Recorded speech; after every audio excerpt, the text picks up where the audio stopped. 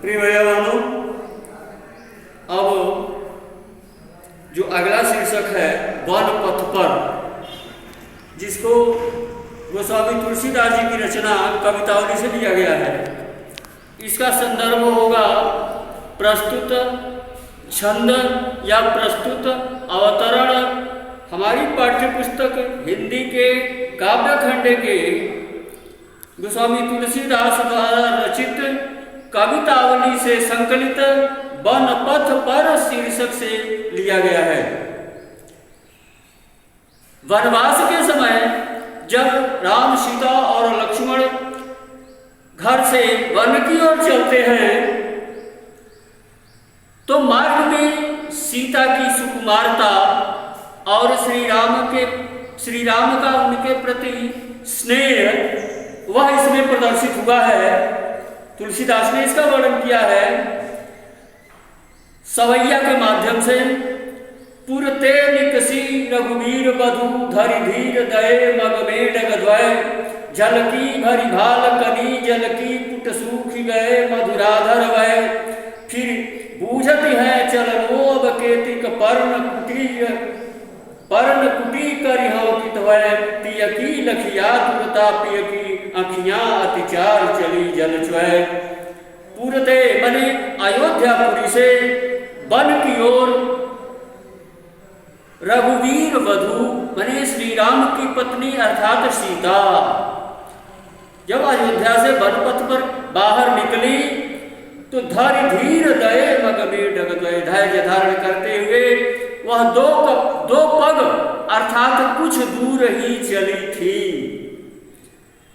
अयोध्या से वनगमन के समय श्री राम की पत्नी अर्थात सीता धैर्य धारण किए हुए अभी कुछ ही दूर चली थी। अत्यंत सुकुमारता के कारण उनके झलकी भरी भाल कली जल की उनकी सुकुमारता के कारण उनके मस्तक पर पसीने की बूंदें दिखाई देने लगी और पुट सूख गए मधुराधर द्वय उनके मधुर होठ सूख गए। फिर पूछती हैं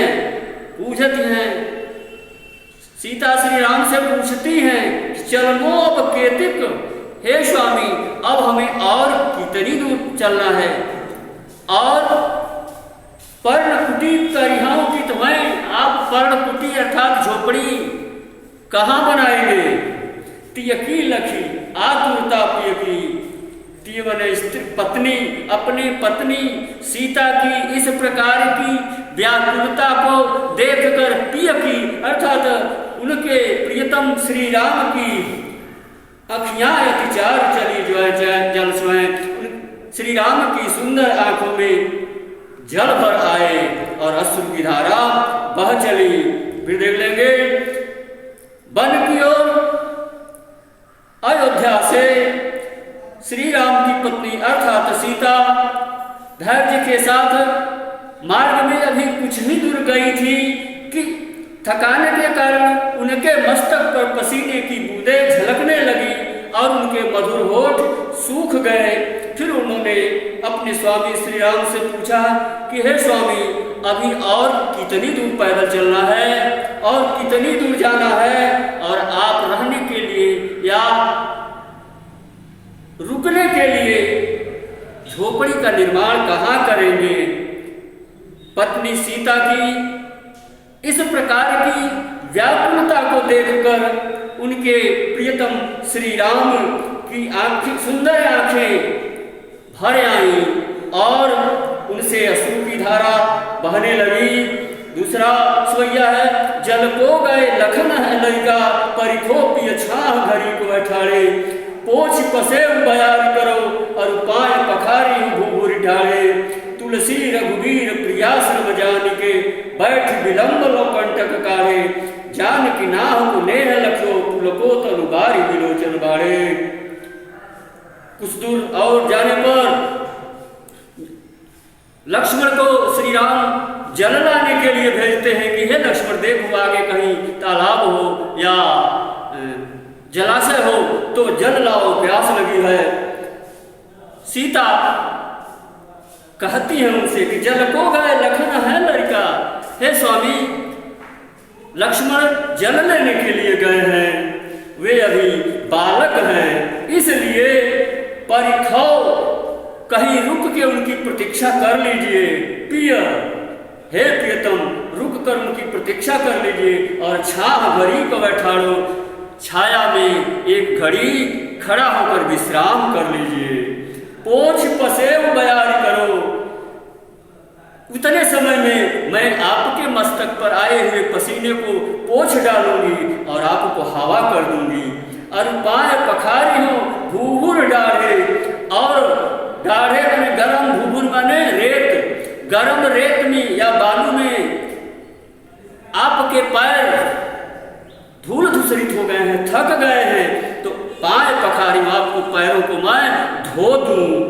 तुलसी रघुवीर प्रिया श्रम जान के, तुलसीदास जी कहते हैं रघुवीर बने श्री राम जी प्रिया श्रम जान के अपनी पत्नी सीता को थका हुआ जानकर बैठ विलंब लौकंटक काढ़े, बैठकर उनके पैरों से बहुत समय तक उनके पैरों में गड़े हुए कांटों को निकालते हैं। जानकी नाह को नेह लक्ष्यो नाम ने स्वामी प्रभु, जानकी ने सीता अपने प्रिय, अपने स्वामी के इस प्रकार के नेह लक्ष्यो विशेष प्रगाढ़ प्रेम को देखकर पुलको तनु, उनकी शरीर पुलकित हो जाती है और बारी विलोचन बाड़े, आंखों में प्रेम के आंसू छलछला उठते हैं। फिर देखेंगे सीता कहती है कि हे स्वामी, लक्ष्मण जल लेने गए हैं, वे अभी बालक हैं, इसलिए उनकी प्रतीक्षा कर लीजिए। हे प्रिय, कहीं वृक्ष की छाया में एक घड़ी रुक जाइए, विश्राम कर लीजिए। उतने समय में मैं आपके मस्तक से पसीना पोंछकर थोड़ा हवा कर दूं और गरम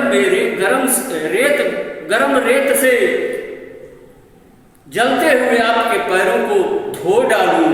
तुलसीदास जी कहते हैं कि अपनी प्रिया सीता के इस प्रकार की थकान को जानकर श्री राम छाया में बैठकर और बहुत समय तक उनके पैरों में गड़े हुए कांटों को निकालते हैं। सीता अपने स्वामी के इस प्रकार के विशेष प्रेम को देखकर उनका शरीर पुलकित हो जाता है। श्री राम के ऐसे विशेष प्रेम को देखकर सीता जी का शरीर पुलकित हो जाता है और उनके नेत्रों में प्रेम के आंसू छलछला उठते हैं। प्रिय भाई बहनों, इन दोनों अवतरणों में श्रृंगार रस की अभिव्यक्ति हुई है, सवैया छंद है, अनुप्रास अलंकार का प्रयोग हुआ है।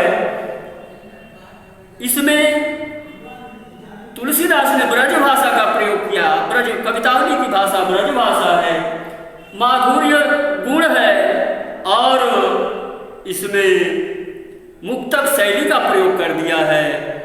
प्रिय भाई बहनों, इन अवतरणों को अच्छी तरह से अध्ययन करके और उनको उत्तर पुस्तिका में अंकित करके उनका अभ्यास करेंगे। आगे के जो छंद हैं, आगे के जो अवतरण हैं, उनको अगले अंक में। धन्यवाद।